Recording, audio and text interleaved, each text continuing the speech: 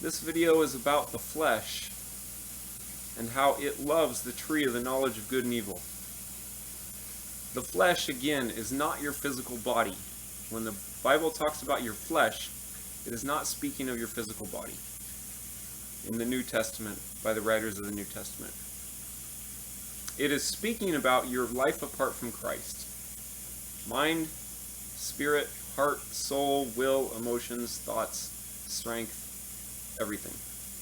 For a good explanation of the flesh, see Paul's definition, the Apostle Paul's definition, at the end of the book of Philippians. It's either Philippians 4 or 5. And he explains his life apart from Christ and how that was his flesh. So, your body can be a part of the flesh apart from Christ, and it is apart from Christ, but your body itself is not the flesh. Your body needs to be. But this video is particularly about how the flesh loves to eat from the tree of the knowledge of good and evil. This is because when it is not attached to the very source of life itself, which is Christ, Christ and God and their Spirit are the source of all life in the universe.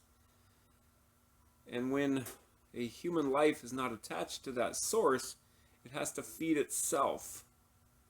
So how does it do that? It feeds itself on the tree of the knowledge of good and evil. So that person, that flesh, that mind, that will, that heart, that spirit, that body sustains itself in its own power. It says, basically, I know what's right, and I have the power to do it. This is why it is so easy for even Christians to partake of the tree of the knowledge of good and evil, because even Christians, speaking from experience here, can feed themselves, can gorge themselves on the tree of the knowledge of good and evil and think that they are serving Christ. I know because I did this for years. It looks good, it smells good, and boy does it feel good. But in the end, it's death. Because it's just as easy to live on the tree of the knowledge of good and evil as a Christian as it is being a non-Christian. In fact, I think it can even be easier, because as a Christian, being a Christian seems to bring along with it the need to be good.